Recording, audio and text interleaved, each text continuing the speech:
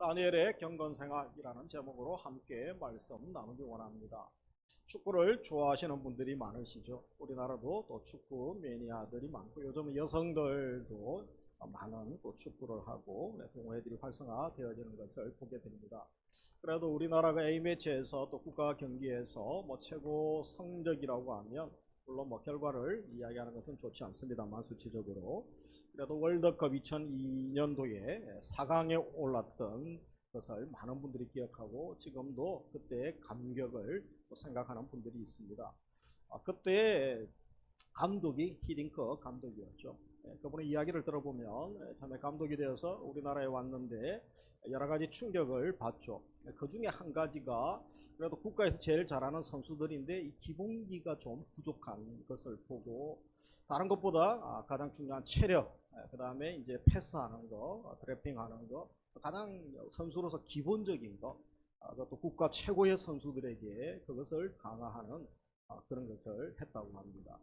그리고 그것 이후에 이제 또 팀워크와 또 전술, 경기 운영력을 이렇게 점점 쌓아가게 됩니다. 그때 많은 국민들이 우려를 하죠. 또 기자들도 많이 우려를 합니다. 이렇게 해서 우리가 월드컵 예선도 통과할 수 있겠는가? 근데 그의 유명한 말이 있죠. 점점 좋아질 것입니다. 정말 예선전에 겨우 통과하고 그러다가 또 본선에 올라가고 그러면서 결국은 4강까지 우리나라에서 했습니다만 4강까지 올라가는 것을 보게 됩니다. 이것을 보면서 우리 신앙생활에 있어서 그리스도인들에게서 참 도전을 받고 교훈 삼아야 되는 내용이 있습니다.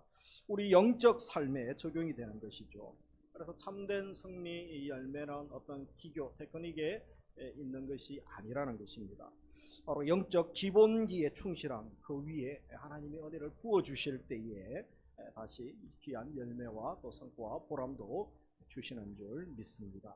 그래서 우리가 오늘부터 이제 연말 마지막 예배죠. 그리고 신년에 매년 우리 교회의 목회 철학을 나누게 됩니다. 그러면서 우리가 예배를 다시 새롭게 하고 또 기도 생활, 또 전도 생활, 말씀 앞에 머무는 큐티 생활, 이 기본기가 잘 되어져야 되는데 잘 되지 않는 것을 봅니다. 이 총회도 이번 주제가 리스트업, 다시 기도, 다시 전도, 다시 예배 아니겠습니까? 그래서 우리가 다시 한번 한 해를 마무리하면서 영적 기본기를 튼튼히 하시고 또 가장 중요한 영적인 부분에 은혜를 주시기를 하나님의 사람으로 든든히 설 수 있는 복을 주시기를 주님의 이름으로 축복합니다. 우리 거론하면서 서로 인사하기 원합니다. 영적 기본기를 튼튼히 합시다. 영적 기본기를 튼튼히 합시다. 우리가 가끔 보다 보면 제가 자주 예화를 든 것 중에 잘하지 않는 어른의 하나 노인의 모습을 한번 상상을 해보시기 바랍니다. 80 넘으신 어르신인데 바위에 혼자 앉아 있습니다. 그리고 그분이 오른손에는 이제 지팡이를 잡고 있습니다. 백발이 머리부터 무릎까지 백발이 내려 있는 것이죠. 그런데 그의 특이한 모습은 입에 우유병을 물고 있습니다. 그리고 또 아기처럼 기저귀를 하고 있는 것이죠. 우리가 그런 부분을 보기는 어려울 것입니다. 근데 영적으로 그런 그리스도인들이 많다는 거죠. 영적 유아기, 영적 갓난 아기와 같다는 거죠. 나는 신앙생활 10년 했습니다. 나는 30년 신앙생활 50년 했습니다. 그런데 전혀 나이만 먹었지, 영적인 나이만 먹었지 전혀 잘하지 않나, 성숙하지 않는 모습을 봅니다. 여전히 영석부리고 누군가가 격려하고 도와줘야 되고 누군가 먹여줘야 되고 누군가가 기저귀를 갈아줘야 되는 그런 성숙하지 않는 상황 가운데 살아가는 한국교회니 또 우리 그리스도인들이 얼마나 많은지 모르는 것입니다. 곤돌맥이라는 물고기가 있습니다. 크기는 한 20cm 정도 되는 물고기인데 송어처럼 생긴 연어과 어류라고 합니다. 심리학자들이 한번 연구를 하게 되죠. 그래서 거대한 수족관에다가 이 곤돌맥이라는 물고기를 집어넣습니다. 그리고 그가 좋아하는 열대어들을 이제 집어넣죠. 잡아먹기로. 그래서 며칠 동안 돌아다니면서 배부르게 또 먹고 그렇게 쉬기도 합니다. 그러다가 이 학자들이 가운데에 투명 유리막을 가운데에 막아두게 되죠. 그래서 자기는 그것을 모르고 다니다가 배가 고프니까 이제 먹이를 위해 달려가죠. 그런데 자기도 모르게 먹이를 앞에 두고 그냥 코를 쥐어박는 것입니다. 얼굴을 쥐어박고 하루 이틀 며칠을 반복하다 보니까 더 이상 먹이는 잡아먹지 못하고 자기만 아픈 거죠. 그래서 더 이상 잡아먹기를 포기하게 됩니다.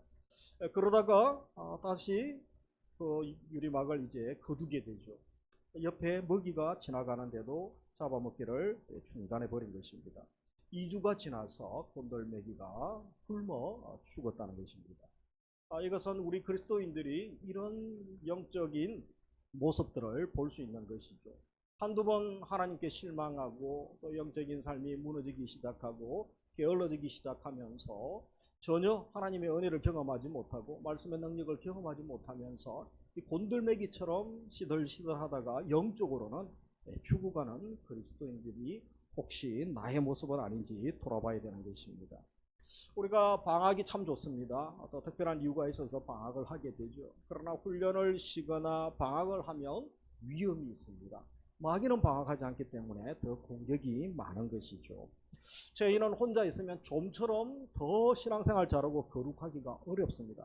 그래서 함께 모여서 공동체를 이루면서 또 예배드리고 기도하고 격려하는 것이 필요하죠. 가족도 함께 가족들이 여러 명이 있어서 격려하고 세워주고 사랑을 경험해야 되는 것입니다. 나를 올가매는 거룩한 모임이 필요하죠. 때로 내 스스로 믿음 승리, 신앙 승리하기 어렵기 때문에 사랑방에 소속되고 전도에 소속되고 제자훈련을 받고 또 주일학교 부스에서 이렇게 동호회에서 여러 사역들을 감당하면서 우리가 믿음의 힘을 얻을 수가 있는 것입니다. 우리가 크리스마스가 되면 또 연말 되면 주위에 얼마나 장식들을 많이 했습니까? 화려한 내용사인의 장식들이 얼마나 많습니까? 이 아름다운 정원을 보면 마음이 기쁘고 참 좋습니다. 그런데 아무리 아름다운 정원도 관리하지 않으면 결국은 뭐 나무도 보기가 흉하고 잡초만 가득한 그런 또 흉물스러운 곳이 될 수밖에 없는 것이죠. 우리의 내면은 어떻습니까? 우리가 우리의 마음을 잘 관리해야 되는데 마음밭을, 마음의 정원을 잘 관리하지 않으면 결국은 게으름과 욕망의 잡초가 가득한 흉한 모습으로 변할 수밖에 없는 것입니다. 그래서 다시 연말 연초를 맞이하면서 우리가 어떻게 하면 경건의 삶을 살고 또 하나님 보시기 아름다운 마음의 정원을 가꿀 수 있는가? 한 좋은 모델이 있죠. 우리보다 상황이 더 좋지 않은 상황 가운데서도 아름다운 마음의 정원을 잘 가꾸고 또 경건의 능력을 경험한 그가 바로 다니엘이라는 분입니다. 다니엘이 오늘 읽었던 6장과 9장에 특별히 그의 삶에 대한 두드러진 부분들을 다루고 있는데요. 그런 적국의 포로로 끌려가게 됩니다. 그리고 생활조차도 삶조차도 뭐 인격적인 대우도 제대로 받지 못하죠. 그런 가운데서 그가 주위에 대단한 영향력을 행사하게 되는 것이죠. 그가 어떤 사람이었습니까? BC 605년 여호야김 3년에 포로로 끌려가는데 청년의 몸으로 여러 친구들과 함께 바벨론에 포로로 끌려가게 됩니다. 용모가 수려하고 또 재주와 학식이 비상하여 즉각 왕의 눈에 발탁되어집니다. 언어 충격과 문화 충격이 있죠. 그리고 많은 아픔과 고독을 경험하게 됩니다. 그리고 그 본토에 있던 사람들이 얼마나 이 포로들을 무시하고 그리고 점점 그의 자리가 올라갈수록 모함과 공격들이 얼마나 많았겠습니까? 3년이라는 짧은 기간에 갈대아 방언과 학문을 익혀서 왕 앞에 서게 됩니다. 그래서 그의 지혜와 능력이 얼마나 출중했는가. 바벨론 시대를 넘어서 메데 그리고 페르시아 바사 시대까지 그가 또 총리와 여러 보직을 맡게 되죠. 무엇보다 70년간에 걸쳐 느부갓네살 왕, 벨사살 왕, 다리오 왕, 마지막 고레스 왕에게까지 왕들은 죽어가고 왕조는 바뀌어가는데 나라는 바뀌어가는데 4대 왕조, 네 왕에게 강력한 영향력을 행사했던 인물이 다니엘이었습니다. 아무리 정권이 바뀌고 나라가 바뀌어도 그의 리더십, 그의 영향력은 점점 더 강화되는 것을 봅니다. 또 특별히 주목할 것은 바로 이방의 우상을 숭배하는 그 나라의 왕이죠. 최고 권력자들이 다니엘 때문에 우상을 버리게 됩니다. 하나님을 믿게 되는 희한한 일이 일어나고 오늘 본문에도 보면 다니엘 살리려고 이방 왕이 금식철하는 것을 보게 됩니다. 이런 특이한 일이 어떻게 일어날 수 있습니까? 우리가 집안에도 그런 말이 있죠. 며느리 한 분 잘 들어오면 그죠? 집안에 또 많은 변화가 일어나고 회사에도 직원 한 명이 어떤 분이 들어오느냐 교회도 마찬가지죠. 어떤 청지기가 임명되고 또 하나님의 일꾼들이 세워지느냐, 그것은 많은 변화가 일어나게 되는 것입니다. 오늘 2부 예배 드리시는 우리 성도님, 바로 하나님께서 다니엘처럼 높여주시고 존귀한 하나님의 사람으로 사용해 주시기를 주님의 이름으로 축복합니다. 그래서 두 번째 살필 것은 이 다니엘의 이런 영향력이죠. 영향력은 이제 리더십은 영향력이라고 하는데 힘이 어디에서 나왔겠습니까? 남다른 경건 생활을 주목하게 되어지는데요. 우리 10절 같이 읽겠습니다. 다니엘이 이 조서에 왕의 도장에 찍힌 것을 알고도 자기 집에 돌아가서는 윗방에 올라가 예루살렘으로 향한 창문을 열고 전에 하던 대로 하루 3번씩 무릎을 꿇고 기도하며 그의 하나님께 감사하였더라. 10절이 핵심인 것이죠. 그래서 다니엘이 6장 전체에 보면 왕의 도장이 찍힌 것을 알았습니다. 왕의 도장이 뭡니까? 그것은 그냥 찍은 도장이 아니죠. 왕외에 한 달 동안 다른 우상에게, 다른 신에게 구할 때 기도하면 사자굴에 던져 넣기로 결정을 해버립니다. 그리고 왕이 직인을 찍어버린 것이죠. 이것은 그 발단이 4절 5절에 보면 다니엘이 그것도 이방에 별 볼 일 없는 사람 아닙니까? 노예로 끌려온 자가 이렇게 고지까지 맡게 되는 것을 보면서 시기하는 무리들이 많았겠죠. 아무래도 본토 사람들 아니겠습니까? 그래서 많은 정적들이 있었습니다. 틈만 나면 다니엘을 고소할 틈을 노리고 또 끌어내리려고 하죠. 그런데 이 다니엘에 흠이 있는지 조사를 해보니까 오히려 흠이 하나도 없는 것입니다. 허물이 없는 것입니다. 여러분, 먼지, 호주머니 틀어서 먼지 나지 않을 사람이 누가 있겠습니까? 성경에 유일하게 호주머니 틀어서 그의 삶을 조사해서 먼지가 나지 않는 사람이 한 명 있습니다. 아브라함도 다윗도 다 흠이 많았지 않습니까? 다니엘은 여러분 호주머니 털었더니 먼지가 나는 게 아니고 뭐만 납니까? 은혜만 남았습니다. 이 정도 하나님의 사람이 참 되기가 쉽지는 않습니다. 하나님 또 은혜를 주신 것이죠. 우리 내년에는 우리 성도님들에게도 이 다니엘처럼 그분 조사해 봤더니 집안을 보고 삶을 봤더니 정말 본받아서는 안 됩니다. 그리스도인이 아닙니다. 이런 말을 듣는 것이 아니고 은혜만 남고 사랑만 남고 믿음의 선한 일만 남을 수 있기를 주님의 이름으로 축복합니다. 그래서 영향력 있는 그의 영향력, 목숨 걸고 갖는 경건 생활에 있었지요. 그래서 이들이 결국은 정적들이 그의 삶을 조사해가지고 허물이 없으니까 결국은 그의 거룩함을 공격하죠. 율법을 가지고 그의 경건 생활을 공격하는 이유는 우상 숭배하는 나라에 왕을 섬기지 않고 우상을 섬기지 않고 하나님을 섬긴 것이 오히려 공격의 재료가 된 것입니다. 그런데 이것을 알고 다니엘이 어떻게 합니까? 죽음을 자초하고 죽는 줄 알죠. 사자굴에 집어넣으면 죽는 거죠. 그런데 목숨 걸고 그가 경건 생활을 포기하지 않습니다. 보통 이 정도 되면 그저 지하실에서 조용히 기도하든지 뭐 조금 이제 타협할 수 있죠. 변칙으로 할 수 있지 않겠습니까? 밤에 다 잘 때 그저 조용히 기도하든지 그럴 수 있는데 다니엘은 그렇게 하지 않았습니다. 이런 용기가 어디에서 나오겠습니까? 그것은 그가 포로로 끌려갈 때부터 바벨론에서의 그의 삶을 통하여 하나님을 경험했기 때문에 이런 용기, 믿음이 생겼던 것이죠. 이국 땅 바벨론에서 하나님으로 인해 생명을 건지게 되죠. 그리고 지금까지 여기까지 인도하신 하나님의 손길을 그는 경험했던 것입니다. 그러면서 1장에서 뜻을 정하여 왕의 음식과 포도주로 자기를 더럽히지 않겠다고 결정하죠. 그래서 황관장의 허락을 받아서 10일이 지나니까 더 윤택한 것도 경험합니다. 2장에 갔더니 바로 아무도 해석하지 못하는 이 느부갓네살의 꿈, 하나님이 알려주셔서 꿈도 알고 해석도 깔끔하게 하지 않습니까? 그리고 3장에 가니까 우상을 숭배하지 않으면 그의 세 친구가 죽을 위기에 놓였죠. 그래서 풀무불에 집어 던져버립니다. 그런데 하나님이 갑자기 초자연적인 능력으로 또 그를 살려주시는 것을 봅니다. 그래서 하나님이 살아계시구나. 이방의 유대 땅에만 하나님이 계신 것이 아니고 오히려 이방 땅에서 더 전능하신 하나님을 잡혀간 포로들이, 유대 포로들이 만나게 된 것이죠. 다니엘도 그런 믿음이 생겼던 것입니다. 두 번째로 전에 행하던 대로 되어 있죠. 이 평상시에 습관이 된 경건 생활을 봅니다. 갑자기 했던 것은 아니죠. 그래서 경건 생활이 습관이 되어 있습니다. 우리 시대를 중독 사회라고 하죠. 중독. 어떤 분들은 일 중독 빠져 있고, 어떤 분들은 관계 중독에 빠져 있고, 어떤 분들은 요즘 뭐 많은 사람들이 이제 성 중독, 약물 중독, 마약이 우리 삶에 이제 익숙하게 들어왔죠. 마약 청정국이었던 우리나라 더 이상 청정국이 아니라고 하지 않습니까? 도박으로, 뭐 게임으로, 인터넷으로 온갖 중독에 빠져 있습니다. 제일 무서운 중독은 죄의 중독이죠.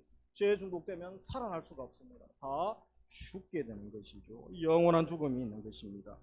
그래서 이왕 우리가 중독에 빠지면 어떤 중독에 빠져야 되겠습니까? 거룩한 중독에 빠질 수 있기를 원합니다. 날마다 말씀에 빠지고 날마다 기도에 빠지고 그러다 하나님의 사랑의 은혜의 바다에 붕덩 빠져서 또 풍성한 사람을 경험할 수 있다면 주님이 얼마나 기뻐하시겠습니까? 내 영혼도 살고 주님도 기뻐하시는 일이 있는 것이죠. 어떤 사람들은 다음에 시간 되면 하겠습니다. 그런 사람들은 다음에 하지 않습니다. 중요한 것은 지금 하는 거죠. 올해 마지막 한 해가 가기 전에 결단하고 또 내년에 또 매주 결단을 해야 되죠. 습관이 될 때까지 하는 것입니다. 우리 주부들이 드라마 보는 거 좋아하시죠. 우리 또 학생들, 청년들 폰과 또 게임하는 거 좋아하지 않습니까? 그것보다 더 열정적으로 더 관심을 가지고 좋아해야 될 거, 이 거룩한 중독, 거룩한 습관에 빠질 수 있기를 주님의 이름으로 축복합니다. 옆에 분들과 인사하겠습니다. 거룩한 습관에 빠집시다. 거룩한 습관에 빠집시다. 아멘. 그리고 하루 3번씩 무릎을 꿇고 기도하죠. 그의 영향력 충분히 드린 기도에 있었다는 거죠. 무릎 꿇음에 있었죠. 사실 정치인들이 얼마나 바쁩니까? 연말 연초에 우리나라 정치인들도 얼마나 바쁩니까? 감옥 가고 또 재판한다고 더 바쁜 사람들이 많죠. 그런데 다니엘은 어떻게 합니까? 유대인의 습관대로 하루에 3번씩 기도하게 되죠. 근데 무릎을 꿇었다는 것은 필사적으로 간절하기 때문에 그가 기도한 것을 봅니다. 탁월한 지혜와 행정 수행 능력 어디에서 옵니까? 무릎 꿇음에서 옵니다. 하나님의 사람들이 시간적으로는 세상 사람들보다 아무래도 주의를 주의를 제대로 지켜야 되죠. 그리고 또 봉사도 하다 보면 시간적으로는 우리가 뒤처집니다. 그런다고 세상에서 다 뒤처질 수는 없습니다. 무릎 꿇음을 통하여 역전이 일어나게 되는 거죠. 하나님이 지혜를 주시고 하나님의 능력을 주시고 하나님이 건강을 주시고 물질과 하나님의 일꾼들을 동력자들을 보내어 주시면 되는 줄 믿습니다. 무릎 꿇음에서 시작하는 것이죠. 그래서 바쁠수록 중요한 일이 있을수록 또 어떤 일을 시작할수록 그것들 계획하고 사람 만나고 후원자 재정을 모금하는데 시간을 더 많이 썼죠. 지혜자는 어떻게 합니까? 무릎 꿇는 시간을 더 많이 합니다. 너무 바빠서 기도합니다. 저자가 어떻게 합니까? 더 많이 기도하죠. 바쁘고 중요할수록. 루트도 중요한 일이 있을 때는 더 기도하는 시간을 확보하죠. 2시간에서 3시간으로 늘리게 되는 것입니다. 기도 시간을 늘리는 만큼 하나님 나라가 열리고 하나님의 풍성한 은혜를 경험하고 하늘문이 열리는 경험을 할 수 있는 줄 믿습니다. 그래서 10장에 보면 이 다니엘이 큰 전쟁의 환상을 보고 의미를 깨닫죠. 21일 금식을 통하여서 하나님 앞에 머물고 하나님 뜻을 사모합니다. 9장 1절에는 다리오 왕 원년에 말씀을 읽다가 예레미야서를 통하여 예루살렘의 황무함이 70년 만에 끝난다는 것을 깨닫죠. 그래서 더 금식하면서 하나님의 또 뜻을 구체적인 인도를 사모하는 것을 봅니다.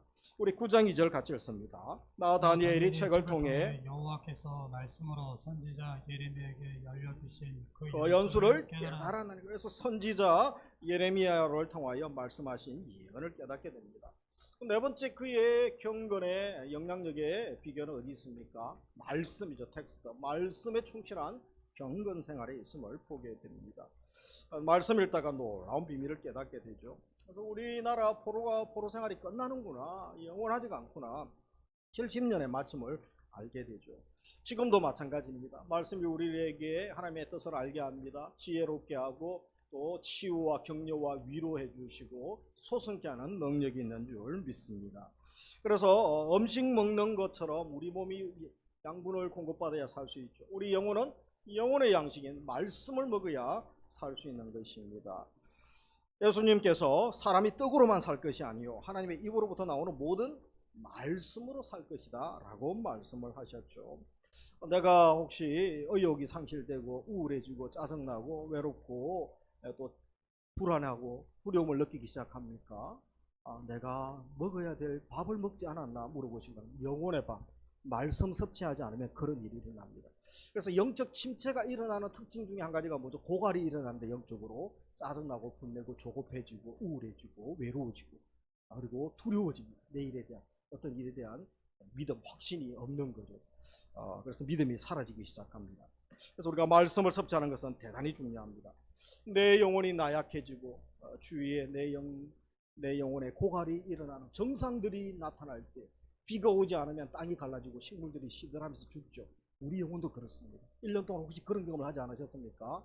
바꿀 수 있는 기회가 있는 것이죠. 말씀을 가까이 하시고 다시 말씀으로 충만하십시오. 너무 힘든 분들은 시편을 많이 읽으시고 로마서 8장을 암송하십시오. 그리고 감사한 우리 교회는 129절을 암송할 기회를 드립니다. 또 해외여행도 보내드립니다. 할렐루야. 말씀도 있고 또 여행도 다녀오고 그래서 말씀의 능력을 경험할 수 있는 줄 믿습니다. 또 내년에 졸업 개강 예배할 때 그죠? 할 때 매년 이 129절 암송하는 분들이 나오셔서 지금도 후보자들이 계셔요. 얼마나 감사한지 모릅니다. 그래서 이 다니엘에게 충실한 말씀에 충실한 경건 생활의 모습을 보게 되죠. 왜냐하면 말씀이 내 영혼을 살리고 자녀를 살리고 가정과 나의 삶을 살리고 풍요롭게 하기 때문이죠. 우리 히브리서 4장 12절 같이 읽습니다. 하나님의 말씀은 살아있고 활력이 있어 좌우의 날선 어떤 것보다도 예리하여 혼과 용과 및 관절과 꼴수로 찔러 쪼개기까지 하며 또 마음의 생각과 뜻을 판단하나니. 말씀이 살아있다고 말씀하고 여러분 삼국지가 은혜가 돼서 100번을 읽었습니다. 어린 왕자 1000번 읽었습니다. 이런 분이 있습니까? 성경은 살아있기 때문에 100번, 200번, 1000번 이번에 다니엘 기도에 1000구절씩 암송하지 않습니까? 북한에 가서 순교하고 죽는 건 누가 가겠습니까? 말씀이 그의 가슴을 뜨겁게 하고 그에게 사명을 주니까 제가 가서 순교하겠습니다. 말씀이 들어가니까 헌신하세요 이런 말 하지 않아도 됩니다. 순교하세요 이런 말 하지 않아도 됩니다. 말씀이 들어가면 자녀가 헌신하고 말씀이 들어가면 청년들이 거룩한 꿈을 꾸고 기도하고 무릎 꿇는 일이 일어나고 말씀이 들어가면 부흥이 일어나는 줄 믿습니다. 평양 대부흥운동, 웨슬레 부흥운동, 여러분 전 세계 부흥운동 지금도 최근에 전 세계 부흥이 일어나고 지금 1월부터 또 부흥 영화가 나올 것입니다. 1월 달에 기독교인들이 봐야 될 2개의 영화가 나와요. 그래서 이제 당회를 해서 저번처럼 또 교회에서 후원도 하고 그러고 싶은 마음이 있습니다. 사랑방 전도회 부스에 또 연락이 가면 많이들 같이 또 보실 수 있기를 원합니다. 말씀이 들어갈 때 부흥이 일어나고 치유와 회복 또 비전을 품고 우리 영혼이 소성케 되어지죠. 시편 19편 7절 같이 읽습니다. 여호와의 율법을 완전하여 영혼을 소성시키며 그래서 이 다니엘 영성의 비결 철저한 말씀이죠. 말씀에 근거한 경건이 있습니다. 목숨보다 더 귀하게 신앙을 여기고 이 경건 훈련을 해왔던 것을 봅니다. 그래서 그의 경건 생활 목숨 건 것이죠. 그리고 습관이죠. 거룩한 습관. 그리고 바쁠수록 더 기도하고 말씀에 충실한 경건이었음을 보게 되었습니다. 그렇다면 왜 하나님 만나는 것, 이 경건 생활을 다니엘은 이렇게 귀하게 여겼을까요? 그렇게 중요하게 여겼을까요? 이 경건이라는 게 결국은 하나님과 교제하는 것이고 하나님 임재 앞에 머무는 것이고 하나님을 닮아가는 것이죠. 이것은 또 저절로 되지 않기 때문에 그렇습니다. 그래서 훈련이 필요한 거죠. 디모데전서 4장 8절에 보면 이 경건이라는 단어를 쓸 때에 바로 하나님 닮아가는 것, 원어로 영어로도 그렇게 표현이 되어 있습니다. 그래서 하나님을 닮아가는 것 그리고 경건의 시간을 갖는다. 이것은 하나님과 교제하는 시간을 가지는 삶을 두고 하는 것입니다. 아무리 세상에 사는 사람도 죄에 강하고 이 세상에 강한 사람이 없습니다. 다 넘어지죠. 그래서 그것을 방어하고 이겨내기 위하여 우리가 훈련을 받는 것이죠. 그래서 전신갑주를 취하는 것을 중요하게 여기게 되는 것입니다. 그렇다면 하나님과의 교제가 필요한 이유가 있죠. 왜 경건의 시간이 필요한가? 성경에서는 정확하게 말씀을 하고 있습니다. 우리 중요한 히브리서 4장 16절이죠. 같이 읽습니다. 그러므로 우리는 긍휼하심을 받고 때를 따라 돕는 은혜를 얻기 위하여 은혜 보좌 앞에 담대히 나아갈 것이니라. 하나님의 긍휼이 필요 없는 사람이 아무도 없습니다. 우리가 스스로 의롭고 완벽한 사람이 누가 있겠습니까? 어떤 공격 유혹도 이겨낼 사람이 누가 있겠습니까? 그렇기 때문에 절대적으로 하나님의 긍휼이 필요한 것이죠.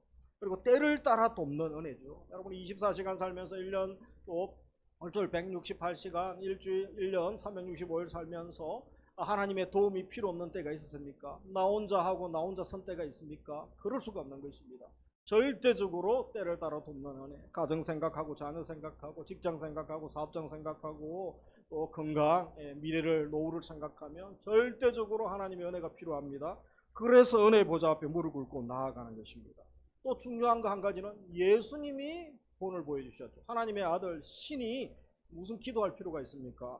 그러나 본을 보여주셨습니다. 마가복음 1장 35절, 아직 새벽이 밝기 전에 예수께서 일어나 한적한 곳으로 가서 거기서 기도하시더니, 예수님은 중요한 일 앞두고 또 하루 시작하면서 하나님과 독대하는 시간을 제일 소중히 여기셨죠.